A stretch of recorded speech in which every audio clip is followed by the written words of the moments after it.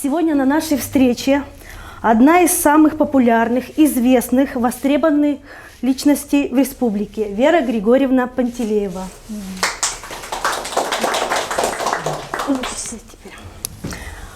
Представляя Веру Григорьевну, трудно перечислить все ее ипостаси. И действительно, кто же она на самом деле? Ученый, литературовед, критик, писатель, педагог, автор школьных учебников. И в связи с этим хотелось бы задать первый вопрос. Вера Григорьевна, сами вы себя кем больше ощущаете? Все, что перечислили, наверное, можно назвать одним словом филолог. Филолог вбирает в себя очень много разных граней. Да? Можно быть филологом-учителем, то есть можно быть филологом, языковедом, лингвистом или литературоведом, можно быть филологом, писателем, то есть... в общем, я думаю, что я филолог как раз с филологическим образованием, считаю неплохим образованием. И как раз для меня филолог – это человек неравнодушный к слову, скажем так, да, или чувствующий слово. Поэтому пусть я буду филологом. Сегодня обсуждение вокруг той или иной книги или произведения ведут блогеры. То есть профессиональный критик перестает быть законодателем вкуса в литературной критике. Как вы к этому относитесь? И есть ли у вас среди блогеров те люди, близкие по вашему вкусу? Собственно, критика – это всегда была ахиллесова пята в удмуртской литературе. Я думаю, что не только в удмуртской. Если взять конец уже 20 века, то и в русской литературе не так много было мощных критиков, литературных критиков. Поэтому вообще критика – это же неблагодарная сфера, правда? Потому что писать, наверное, все-таки творить легче, нежели анализировать и свой анализ выставлять на публичное обозрение. Потому что критик должен быть достаточно мужественным человеком, потому что он изначально берет огонь на себя. Критиков не любят. И если, скажем, в общероссийском масштабе, собственно, литература огромная, и Россия огромная, да, можно жить спокойно в Москве, заниматься критикой и критиковать писателей Дальнего Востока, утрированно, или Рязани, или Владикавказа, грубо говоря, да, но при этом жить в Москве спокойно. Тогда как, если мы все живем здесь, в Удмуртии, на одной такой маленькой территории, и мы все друг друга знаем, то есть все у друг друга учились, все каким-то образом работали в каких-то одних организациях. В общем, как-то узок круг нас в прямом значении, скажем так. Поэтому заниматься критикой очень ответственно и мужественно. И у нас, конечно, и у нас никогда не было таких, прямо, знаете, критиков, да, прямо. Конечно, если читать критическую литературу 30-х, 40-х годов, 50-х, то, понятно, там были критики, тот же Андрей Сергеевич Бутолин, например. Но это была такая, знаете, критика, понятно, пропагандистская такая, знаете, партийная критика. И там она в основном сводилась к навешиванию ярлыков и так далее. Если взять уже 60-е, 70-е, 80-е годы, конечно, я думаю, что самым ярким критиком был Александр Григорьевич Шкляев. К его мнению прислушивались, и он действительно, когда он вернулся после аспирантуры МГУ, это было конец 60-х, начало 70-х, то, конечно, я думаю, что как раз Александр, его критическое перо, и он как личность, как критик, он достаточно мужественный человек, Александр Григорьевич. Поэтому я точно знаю, что очень много людей, которые его обожают, и столько же много людей, которые его далеко-далеко не приемлют. Именно как знаете, за его острый критический взгляд и так далее, потому что он никогда не занимался комплиментарной критикой. У нас были комплиментарные критики, я сейчас не буду о них говорить. И как раз надо сказать, что вот комплиментарных критиков, которые направо-налево все расхваливают, в общем, таких большинство на самом деле. Это такое заигрывание, скажем, с публикой. Если взять современный процесс, да, критиков катастрофически не хватает и у нас, и в русской литературе. Но вот у нас под боком в Екатеринбурге живет замечательный критик Роман Сенчин. Да, я хочу, если кто-то не знаком с его творчеством, Роман Сенчин, ну, во-первых, он один из сейчас самых, ну, я не скажу крутых, но, на мой взгляд, один из самых серьезных прозаиков, тех прозаиков, которые пишут не книги-бестселлеры в угоду публике, скажем так, да, а человек, который занимается серьезной прозой и пишет на такие, он придерживается такой, знаете, линии, которую придерживался Астафьев, Распутин, Белов, ну, начиная с Шукшина и так далее, Роман Сенчин. И, кроме прочего, кроме того, что он действительно замечательный прозаик, он занимается очень, притом, знаете, очень плодотворно занимается литературной критикой. Я удивляюсь, насколько он плодотворно и мощно работает как критик, потому что, по-моему, могу ошибаться, но, по-моему, в конце каждого года он выпускает книги, обзор русской литературы, скажем, за 17-й год, обзор русской литературы за 18-й год. В конце это вообще роскошные такие проекты. Ну, в общем-то, у него есть свой издатель, у него есть свой читатель. В общем, Роман Сенчин. И, кстати говоря, в феврале он приезжал сюда, в Ижевск, когда на базе лагеря «Дзержинец» Алина Крестьянинова организовывала семинар для творческой молодежи, как раз секцию критики вел Роман Сенчин. Это был, в общем, просто подарок судьбы для русскоязычной молодежи. Конечно, они еще это не поняли, что это был подарок судьбы, ну, в силу возраста, скажем так, да, но я думаю, это осознание когда-нибудь придет. Ну, конечно, из удмуртских, наверное, самый для меня приятный человек, как творческая личность, как блогер, и как культуртрегер и так далее, это, конечно, безусловно, Дарали Лили.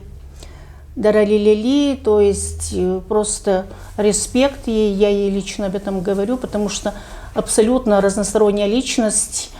И вот когда бы не было таких людей, то заглохла бы Нева жизни. Это вот о них, потому что благодаря такой активной жизненной позиции и такому как бы активно функционирующему творческому фонтану, который действительно вот брызжет, то, собственно, и вот какая-то жизнь удмуртскоязычная. Безусловно, вот прямо первое, кто пришла на ум, это Дарали Лили.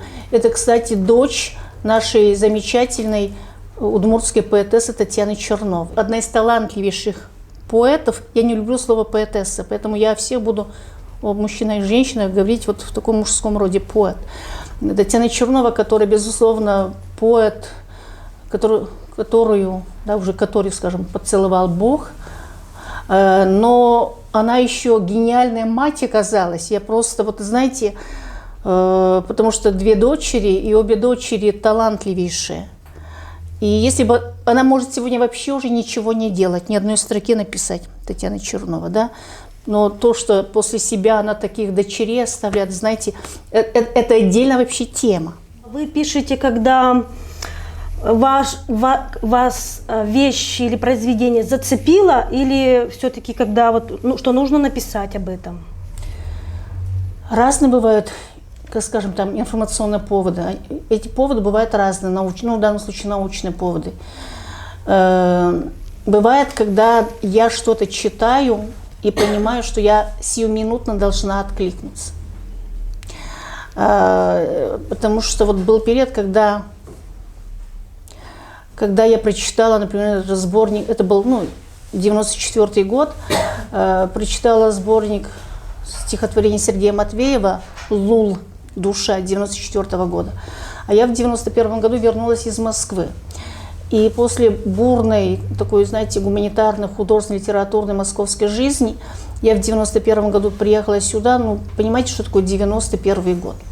Вот разруха не просто вот в таком, в историческом плане, что страна, что, ну, собственно, все. Я в августе устроилась на работу в университет.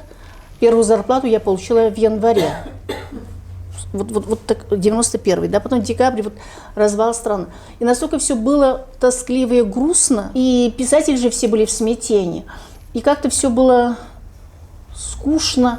На самом деле, не то, что скучно, на самом деле жизнь кипела. Вот журнал «Инважо» 91 или 92 год, как раз журнал «Молот» стал «Кенеш». Какие-то очень много было, на самом деле, событий, да, то есть, с одной стороны, разруха, но как раз это же тот период, когда Ельцин сказал: возьмите свободу столько, сколько можете проглотить суверенитета, правда? И это же было понято в буквальном смысле. И если это не географически, вот мы могли захватить какой-то вот этот суверенитет, сколько можем проглотить, но это была такая установка все-таки политическая, что можно заниматься, ну, собственно, в том числе и национальной культурой, литературой и так далее. И, конечно, очень много в начале 90-х в этом плане было сделано. Ну, во-первых, начали появляться, скажем, тоже начала приходить к читателю так называемая запрещенная литература или произведения репрессированных писателей. Ну вот, чуть позднее покажу. Так вот, и в 94 году вот на этой волне Сергей Матвеев, молодой, к тому времени уже не молодой, 30-летний поэт, со сборником стихотворений «Лул. Душа». То есть до этого у нас сборники назывались все иначе, там «Арома кужья вдоль, там, вдоль леса, вдоль опушки», там, вдоль серебряной варзи. Вдоль серебряной варзи. То есть все какие-то сборники так или иначе связаны с таким традиционным пейзажным кодом, скажем так. А тут вдруг коротко «Лул». Притом это «лул», это вот значение слова «лул» для удмуртского слуха, вообще ментальности, это очень глубокий как-то семантический пласт. Понятно, не просто и душа в русском языке, понятно, очень многоплановая, да, глубокий термин. И когда я прочитала, вот я купила, или он, по-моему, он мне подарил с автографом, и когда я начала это читать уже в трамвае, едучи из университета, потом, понятно, трамвай, потом я вышла, уже не могла вот остановку, иду, я не могу закрыть, вот остановки до дома, это вот я с книжкой. И потом я уже, да, вместо ужина, вместо чая, вот это все книжка. То есть вот так до утра. И я понимаю, что все, я не могу не откликнуться на это, потому что все, что я прочитала на удмуртском языке, это было настолько ново, свежо, живо, что я понимаю, что ничего подобного на удмуртском языке я до сих пор не читала. Просто эта книга всю меня перепахала внутри, понятно. И я моментально должна была откликнуться. Бывают такие ситуации, но насколько они часты, это другой вопрос. Дальше бывает, ну вот последний раз, когда я прочитала антологию «Современная удмуртская проза», начала «Современная удмуртская проза», рассказы. Антология вышла в начале этого года. И когда я начала читать рассказы, я начала думать, да, в общем-то, тут есть рассказы, которые ложатся печатью на мое сердце, вот они мне греют, и я не могу не написать. Как вы оцениваете художественные критерии современной удмуртской прозы? На ваш взгляд, жанр очерка не ушел ли из удмуртской литературы, вот как, к примеру, Самсонов? Литература всегда развивается в контексте. Вне контекста исторического, социально-культурного литературы быть не может. Поэтому очень важно произведения 50-х не похожи на произведения 80-х, произведения современные не похожи на произведения 80-х. Да? Если современную прозу, то начну с общих каких-то рассуждений. Очень интересная тенденция, очень интересная, вот социокультурная тенденция. Вообще она подводит к большим размышлениям, обобщениям. Наверное, надо об этом писать, но пока серьезных каких-то таких литературоведческих и критических статей я не встречала. Речь вот о чем. 100 лет назад в удмуртской литературе у нас была одна Шальчоки, поэт. Прозаиков, женщин не было. Была Лемманя Мария Баженова. На уровне написала пьесы и рассказы были 26-е, 7-е, 8-е годы, но потом тоже была отстранена от писательской деятельности. Прошло 100 лет, и сейчас следующая история. У нас литература, и вообще все сферы, гуманитарные сферы, и литература, и наука филологическая, и журналистика удмуртскоязычная, все под таким, знаете, гендерно-феминистским колпаком, то есть везде женщины. И такая ситуация, что в удмуртской прозе сегодня доминируют женщины.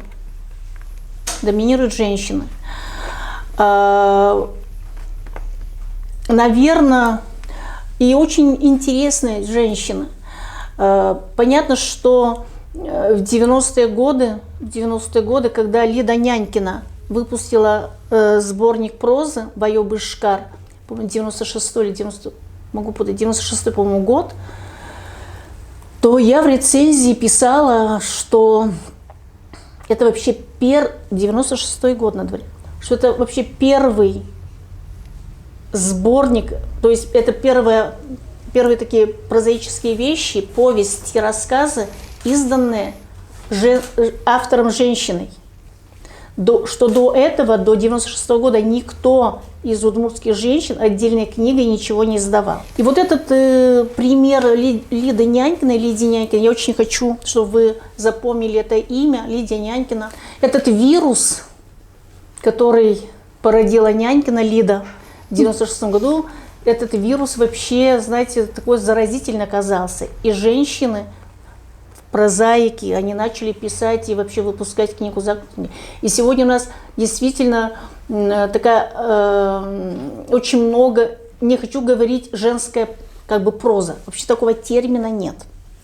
Поэтому у нас прозу сегодня, у прозы у нас женское лицо, вот, переиначивая Светлану Алексеевич. У удмуртской прозы женское лицо, потому что и очень достойная женщина Лена Минигараева, автор, если не ошибаюсь, 2 или 3 книг прозы. Елена Минигараева, она заместитель главного редактора газеты «Удмурт-Дуне». Дальше, вот только-только, может быть, месяц назад или чуть меньше, в издательстве «Удмуртия» вышел роман Риммы Лаптевой. Римма Лаптева. Я очень хочу, чтобы вы тоже запомнили это имя, Римма Лаптева. И надо сказать, это первый полноценный, мощный роман, написанный удмуртской женщиной. Потому что, повести, рассказы, а это роман. И я очень рада, что вот этот роман вышел. Надеюсь, что в ближайшее время я прочитаю и скажу свое слово. Но дальше... И целая плеяда замечательных, конечно, вот рассказчиков, которые вот вообще талантливы в жанре рассказ. Галина Савина, покажись, покажись, коль уж пришла. Покажись, встань. Давайте попробуем. Галина Савина закончила наш журфак. И когда училась на журфаке, она была очень скромна и никогда не показывала мне, что пишет. И вдруг она, родив 4 детей, у нее 4 детей. И она вдруг сейчас пишет рассказ за рассказом, просто я аплодирую очаровательно совершенно. И не потому, что она моя студентка или что она мама такая крутая, а потому что, знаете, вот такой хороший удмуртский язык алнашский, сочный, не потерянный, не искусственный, а природный язык. И я просто наслаждаюсь, потому что все-таки тоска по хорошему языку, во мне эта тоска присутствует. Я очень люблю, когда литературное произведение написано вкусным и сочным языком. И по-русски, скажем, и по-удмуртски. Поэтому я очень рада, что вот есть, ну, скажу, еще молодое поколение, которое вот чувствует эту языковую материю. Конечно, Лия Малых потрясающий удмуртский прозаик, сказочник. Она вообще сказки сочиняет, это очень сложно, как семечки щелкает. И вот у нее есть цикл сказок на тему, на удмуртском языке, на тему домовенка. Домовята Боко и Моко. Боко и Моко, да, удмуртские. Они, есть мультфильм, да, притом мультфильм снят, по-моему, московскими, там чего-то в Москве, московскими операторами, сценаристами, представляете? Очень скромная, не рекламирующая себя. В общем, Лия Малых, но она действительно очень талантливая. Зинаида Рябина, которую мы знаем как редактора Удмурт-Дуне, на самом деле, конечно, она такой, знаете, она поэт-гражданин, поэт-публицист. И в последнее вот мощная у нее действительно публицистическая поэзия. Но иногда она балуется, я так думаю, прозой. Иногда балуется, такая тоже, может быть, отдушина, но она редко пишет. Но все, что она пишет, она новеллы в основном. Ну, в силу того, что она редактор и так далее, она держит нос как бы по ветру, скажем так, да, и она знает, что делает. И неплохо это все тоже получается. Во всяком случае, я ее читаю с удовольствием. Елена Сараматова, тоже неплохие рассказы. Ну, собственно, вообще, Маша Векшин. Вот я как раз хотела спросить, Маша ее Векшина роман последний. И Дарали Лили. И вот совершенно новая поросль Маша Векшина с романом Очкар. читала. Читала. Я даже пыталась очень деликатно выступить на презентации. В том плане, что деликатно, что, ну, в общем, я приветствую это произведение. Я не могу назвать это романом. Для меня жанр этого произведения открытый. Пишут в анонсах, что это утопический роман, там еще чего-то с элементами, там чего-то детектива или еще чего-то. Для меня пока вопрос жанра открыт. Для меня это точно не роман. Возможно, какая-то длинная повесть, но я не знаю. Дальше. Читатель, наверное, у этого произведения должен быть молодой. То есть я это читаю, потому что я должна как филолог профессионально. Была бы я просто рядовым читателем, я бы это не стала читать. Потому что, ну, в общем, но я рада, что такая литература появляется. Сейчас это, потому что мы должны, вообще, если мы именуемся литературой, если у нас есть, слава богу, язык, на котором мы можем говорить, творить, то, наверное, мы должны удовлетворять все читательские вкусы и амбиции. И, конечно, мечта, в том числе моя, чтобы на удмуртском языке столько было много книг для разного вкуса, для разных читателей. Поэтому вот то, что Маша Векшина делает, это попытки, конечно, осовременить удмуртскую литературу и тематически, и сюжетно, скажем так, какие-то уже современные повествования, какие-то отношения. Для меня это такое же поколение, это такая, знаете, сетевая литература, да, сети-литература. Ну, в общем, есть читатели очень восторженные, но просто так, как читатель, это не мое чтиво, скажем так. Но надо вообще разбираться, что за этим стоит. То же самое могу сказать про Дарали Лили. У Дарали она разная. Есть роскошные рассказы, просто роскошные. Когда я читаю, думаю, надо же как. И надо сказать, Дарали у нас, она феноменальна в том плане еще, потому что вот что. Она первый удмуртский прозаик, вообще первый удмуртский писатель, который родился в Ижевске. Вот до Дарали Лили. Удмуртская литература, она, то есть все авторы, они деревенские, родившиеся вне мегаполиса. То есть и понятно, эти биографические биографическая составляющая сказывается на литературе, потому что удмуртская литература, она, конечно, такой деревенской почвеннической ориентации. Я сейчас не говорю, плохо это или хорошо, я констатирую как факт. И, наконец, в лице Дарали Лили появляется какое-то вот такое феноменальное явление. Удмуртский писатель, то есть она дочь Татьяны Черновой, родившаяся уже в Ижевске и хорошо знающий удмуртский язык. И она воспитана в городской среде, то есть ментально она другая, социально она другая. И даже это чуть-чуть безбашенность ее, это со знаком плюс на пользу удмуртской литературе, потому что все другие мы зажатые, мы закомплексованы в чем-то. То есть закомплексованность в плохом смысле, что мы варимся в собственном кругу тем, проблем и так далее, по 10-му кругу, вот по наезженному кругу, как белка в колесе. Тогда как Дарали Лили и ее герои, они выходят за этот круг и ищут новые какие-то, знаете, дороги и так далее. Но это все на удмуртском языке пишется, на хорошем удмуртском. У нее природное генетическое чувство слова однозначно, не убавить, не прибавить. Притом она роскошная, у нее русский язык, она абсолютно, она вот такой, знаете, образец прямо хорошего билингвиста, в хорошем значении этого слова. И вот как раз, может быть, я хочу, как вы уже сказали, затронуть тоже больную тему удмуртской литературы – это переводы. Вот если раньше тот же Красильников, книга вышла и уже буквально тут же выходит перевод, или если автор может сам перевести, то в настоящее время практически, ну не практически, а удмуртская литература не переводится на русский язык. Вот. А что переводится? Думаете, бурятский переводится, якутская, хакасская? То есть это общая тенденция. Или там башкирская, я не знаю, марийская, коми, ничего не переводится. Ничего не переводится, потому что в Советском Союзе переводческое дело было поставлено на такую, это была государственная политика целая, да. Мы все жили под лозунгами интернационализм, да, расцвет и сближение.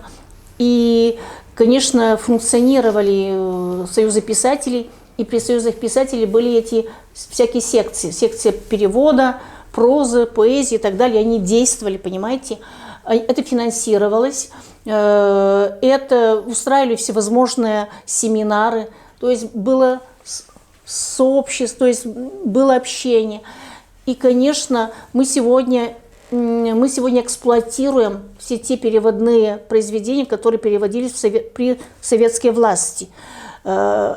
Сейчас все связи нарушены. Союзы писателей дышат на ладан, они ничего не значат, потому что они практически не финансируются. Союз писателей у нас в лице там, председателя, какого-то секретаря, все, что вот, наверное, финансируется, ничего не происходит. Переводы не финансируются, понимаете, с языков народов точно. Почему так много переводной литературы западной, например, с английского и так далее? Это же огромные деньги, это там гранты, это все какие-то... Это идут... какие-то нашумевшие англоязычная или немецкоязычная, французскоязычная литература, нашумевшая, тут же переводится, огромными тиражами издается, издательства на этом деньги делают, да, то есть это все покупается и так далее, афишируется. С этой точки зрения, во-первых, наша литература народа России не разрекламирована абсолютно. Бывают разовые проекты. Лет 5 назад под патронатом Нарышкина, в то время председателя Госдумы России, вот был начат издательский проект. Вышли в Москве поэзия народов России, проза народов России, детская литература народов России. 3 тома вышло. Сейчас ситуация на самом деле аховая, да, аховая по переводам с литературы народов России. Будут ли какие-то другие времена, сложно сказать. Ну вот Андрей Гоголев перевел повесть Кузибагерда «Маты». Прошла презентация этой книги. Народу было, примерно вот такая же аудитория была там на фестивале «Читай Иж» 6 сентября. Так вот, в этом шатре. Так вот, уже после презентации к Андрею подошла женщина, я подошла, и вот женщина спрашивает, я не очень понимаю, вы, не зная удмуртского языка, как это вы перевели? Он говорит, да, я не знаю, я переводил по подсрочнику. Женщина говорит, ну это вообще, это где видано, это же ужас какой, зачем вы этим занимаетесь?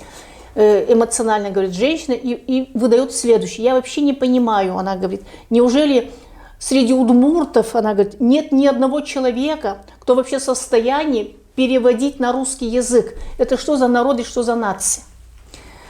Это вот я оказываюсь рядом, я все это слышу. Я говорю, можно с вами познакомиться, да, знакомимся. Да. Потом долго, потом мы с ней час или полтора общаемся, уже до посинения. Была очень холодная погода. И в процессе выясняется, она говорит, я в прошлом учитель английского языка, уже на пенсии. И в процессе, говорю, понимаете, в чем дело? Вот вы английский в достаточном, да, у меня очень хороший английский язык, она говорит, я почти билингвальна, англо-русский. Я говорю, вот в таком случае вы можете что-либо перевести с английского на русский? Она говорит, да, конечно. Я говорю, да, потому что все-таки русский у вас родной. Поэтому с английского на родной, конечно, да. А вы можете перевести Достоевского на английский? Вот вы билингвальны. Вот обратно. С русского на английском. Она говорит, нет, я вообще об этом не думала. Я говорю, вот та же ситуация примерно вот с русско-удмуртским билингвистом. Перевести на русский проще всего на родной язык. Но перевести с удмуртского на русский, потому что русский для нас не родной. Это другие работают механизмы уже. Поэтому, да, не так много удмуртов, кто в состоянии это сделать. Понимаете? Потому что языковой процесс обратный. С родного на неродной. Это всегда сложнее. Самый идеальный вариант. Вот самый идеальный вариант, например, вот очень бы, наверное, неплохим переводчиком, может быть, была та же Дарали. Та же Дарали, потому что идеальный вариант – это русский писатель-автор, но который знает язык перевода. Если он переводит с удмуртского, он должен знать язык, пусть на разговорном уровне, но он должен знать не только язык, но еще атмосферу. Гёте писал, да, для того, чтобы понять поэта, надо идти в его страну, правда? Дорогие друзья, задавайте вопросы. Вот, скажите, пожалуйста, вот как вы относитесь к такому очерковой серии «Отдаленные ближние родники» писателя Ар Сергеев? Читали вы с ним знакомы, и как считаете, должна ли быть эта серия продолжена? Спасибо за вопрос. Читала, знаю, конечно, и вот этот проект, который инициировал Ар Сергей, и эти книжки, которые в этой серии изданы, они изданы, как, помните, в советскую пору «Огонек» журнал выпускал такие маленькие брошюрки белые, да, вот «Огонек», помните, это мое поколение. Так вот, в этой же серии Ар Сергей с ныне покойным Энвилем Касимовым издавали вот эти сборники, ближние дальние родники. Дальние родники, то есть Ар Сергей популяризировал, скажем так, удмуртскую классику. Это ряд писателей-авторов 20-30-х годов, например, брат Ашальчуки Айво и Ви, например, ну и так Максим Прокопьев и так далее, которые мало того, что не знакомы русскому, они даже удмуртской читательской публике очень мало знакомы. И это, конечно, потрясающий проект. А это дальние родники. Ближние родники – это наши современники. Вот в этой серии вышла русскоязычная поэзия Сергея Матвеева, и какие-то беседы с Александром Григорьевичем Шкляевым, и Владыкин, и ряд других еще авторов. Конечно, проект был замечательный. Конечно, вообще я бы хотела, чтобы это было продолжено, но это все финансово, я так думаю. Был меценат в лице Энвиля Касимова и был проект. Но ничего так, нынче к любому проекту нужен меценат, да, который это все финансово обеспечит. Но я приветствую, потому что Михеев, Иван Степанович Михеев вышел в этой серии с роскошным текстом, Ар Сергей. Вообще все, что из всего, что написано о Михееве, самый лучший текст – это Ар Сергей. Скажите, а в чем состоит проблема перевода? В том, чтобы произведения удмуртских писателей, написанные на удмуртском языке, прочли те, кто языка не знает? Конечно. Нет, ну... А читатель без этого перевода есть у этих произведений? Значит, отвечая на первый вопрос, в чем состоит вообще проблема перевода? Этот вопрос ведь не сегодня возник, да, и не только у вас. То есть, если вообще на минуту предложить, что вообще нет перевода в мире, и каждая литература существует автономно, локально, и никто не знает, тогда бы мы не знали японскую, немецкую, это тупик, правда? Такого быть не может. Нет, но это несколько столетий продолжалось в мировой литературе, когда такого обмена не было. Понятно, что переводы, это, в общем-то, да, история перевода огромная, длинная, тысячелетиями, понятно. Что касается вашей второй части вопроса, кому нужны переводы с удмуртского, нужны ли они? Ну, я думаю, что, как говорил Герд, вообще профессионально заниматься переводами начал Герд. И он говорил, конечно, он хотел заявить миру о себе. Заявить миру о себе. У Герда была проблема, потому что читателей на удмуртском языке было еще очень мало. В 20-е годы грамотных удмуртов все-таки было мало, да? И ему очень хотелось. И он из себя переводил, и других авторов переводил. В советское время, в середине 20-30-х годов, ситуация, я уже рассказала, там было более-менее все нормально. Сегодня такая тенденция. Если читатели в оригинале, слава богу, на мой век хватит, что читатели на удмуртском языке, читатели они есть. Все-таки удмуртскоязычная публика, слава богу, имеется. И я очень надеюсь, что я уйду из этой жизни, все-таки, что удмуртский язык не умрет. Я на это очень надеюсь. И понятно, в школах изучается, с чего бы мы стали писать учебник по удмуртской литературе, если бы они не изучались в школах. Слава богу, есть у нас факультет удмуртской филологии, удмуртскоязычные студенты приходят и учатся, есть конкурс. Конечно, есть. Другое дело, что язык катастрофически ассимилируется и русифицируется, безусловно, ровно так же, как русский язык подпадает под влияние английского языка. И эти языковые процессы, они необратимы, да, то, что именуется глобализацией. Нужны ли переводы? Но я думаю, что они нужны. Во всяком случае, хотя бы я вижу две причины.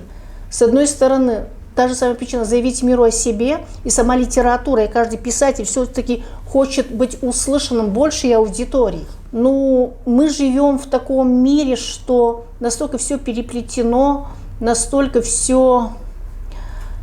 ну вот и социальные сети и так далее. И, конечно, я тоже пишу на двух языках.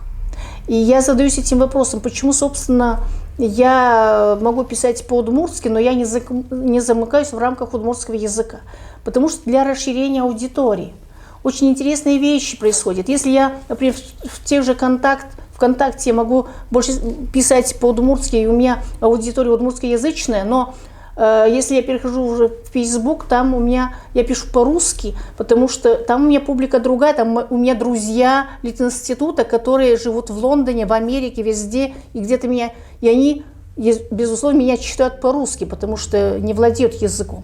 Поэтому перевод нужен с учетом еще адресата, для кого мы это все делаем. Да? Каждая литература, она национально маркирована. И, конечно, дух русской литературы отличается от японской. Японская литература отличается от французской. А удмуртская литература тоже имеет свои отличия. И чтобы понять вот эти ментальные вещи и вписаться в общий вот какой-то культурный контекст, конечно, нужен перевод. Какими качествами, на ваш взгляд, должен обладать современный удмуртский писатель и поэт? Качествами, личностными. Ну, в общем, писатель и поэт, и писатель, вообще автор, он должен быть личностью. Он должен быть личностью в том плане, что, помните, по-моему, Артур Миллер говорил, что для меня в искусстве не важно что, не важно как, но важно кто. Поэтому писателем должен быть человек, который имеет, знаете, внутренний сюжет жизни. У него внутри должен быть сюжет, да, то есть страданий, разочарований, поисков, надежд, любви и ненависти. То есть должен быть за плечами какой-то жизненный, личностный опыт. Мне, во всяком случае, интересны такие поэты и писатели. Ну вот примерно так, конкретно удмуртский. Вот тут о Матвееве не могу не сказать, что на сегодняшний день это один из самых мощных, вот настоящих писателей. Конечно, для меня он в большей степени поэт, прозаик на втором месте, но для меня он еще настоящий переводчик. То есть он сейчас очень много переводит с русского на удмуртский. То есть я читаю, он выкладывает каждый день на своей странице переводы. Например, сейчас он увлечен фетом. Это такие классные тексты. То есть я читаю, кто-то в комментариях пишет, перевод еще лучше оригинала. То есть я практически готова подписаться вот под такими комментариями, потому что тончайшей организации поэт, тончайший. И понятно, что он сейчас практикует переводы с удмуртского, то есть автопереводы. И, конечно, очень бы хотелось, его переводили тоже разные. Владимир Емельянов его переводил, издал даже отдельные книги. У Матвеева есть русскоязычный сборник, «Фиолет» называется, 2002 года издание. Но понятно, Флора Васильева переводила, я подсчитала, 44 переводчика. 44, это же говорит о поиске своего переводчика. Ну вот Матвеев, он классический писатель. Как правило, все гении мира, они плохие вообще в быту, как люди. Сальвадор Дали, чего вы хотите? Вы самое. Поэтому вообще, то есть гений, это все, гений равно порочность некая, да, то есть порочность равно много каких-то других таких то, что вне нормы для обывателя нас, понимаете? Но они гении, но такие люди гении. Вы думаете, почему сейчас так стало много писателей? Мне кажется, их стало... Ой, да. Поленом кинешь в окно, попадешь в писателя. Попадешь в писателя, да, потому что... Или свобода какая-то появилась. Я думаю, что вообще, то есть такая концепция, она принадлежит Михаилу Гаспарову, Михаилу Леоновичу Гаспарову. Очень, я надеюсь, вам знакома эта фамилия. Да, вот он писал о том, что есть понятие периферии жанра. И с его точки зрения, что на стыке веков всегда вот какая-то, в общем, взрыв писательский, да, и взрыв притом на поэзию, на стыке веков. И он делал размышлял, анализируя историю русской литературы. Стык 18-19, вот, явление Пушкин, и все пушкинская поэтическая такая группа, да. Середина века – это романы, да, Гоголь, Толстой, там, Достоевский. Дальше стык 19-20 опять всплеск эмоций, столько поэтов, да, золотой век и так далее. Наверное, вот с этой точки зрения это какие-то универсальные такие размышления, и это, видимо, касается не только, собственно, жанровых каких-то образований, но, видимо, касается еще и, собственно, вот природы творчества. На стыке веков всегда очень много пишущих, страждущих, рисующих и так далее, понимаете? К середине века как-то вот количественно это все вот как-то вот так устроено циклично. Домакаш в своей книге «История удмуртской литературы», толстая книга, он пишет, что в 20-е годы, он пишет, в удмуртской литературе было 96 писателей и поэтов, пишет Домакаш. Я к тому, что понятно, по архивным материалам мы эти фамилии можем найти, но в литературе остались вот 10 каких-то, да, мы писателей, которых вот знаем, как писатель, как явление, которые что-то написали, оставили след. И то же самое вот сегодня. Сегодня не 96 удмуртских писателей, а 196. Я скажу, да, если мы откроем сайт и так далее, только ленивый не пишет. Собственно, и в журналистике также. И в журналистике также миллион. Что останется как явление, как след, как голос, через 50-60 лет посмотрим, все ли это, понимаете, вот такое время живем. Ну и интернет, конечно, здесь своё надо делает. очень важно и осторожно, потому что вы должны формировать языковой вкус, скажем так, понимаете? Одно дело какое-то количество, другое дело качество, да?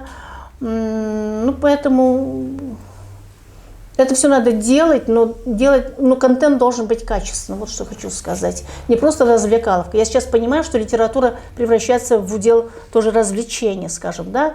Но очень важно знать эту меру, где-то развлечения, а где-то, в общем-то, серьезные вещи, да? Вы, как читатель, предпочитаете какой жанр литературы и какая на сегодняшний день на столе лежит у вас книга, которую вы читаете? Я очень люблю, вообще в последнее время очень люблю документальные вещи, да.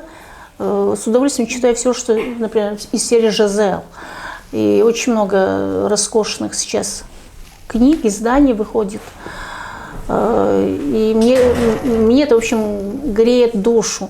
И мне в последнее время вообще отношение людей реальных, живых, документальных, потому что гораздо греет душу больше, нежели вот это вымышленно-художественное, да. И, конечно, я все время говорю Маше Векшиной и Дара Лилии все время говорю, вот Маше особенно. Я все жду, когда же наконец появится что-то похожее, как Жизель о Башальчоке или о Кузибае Герди.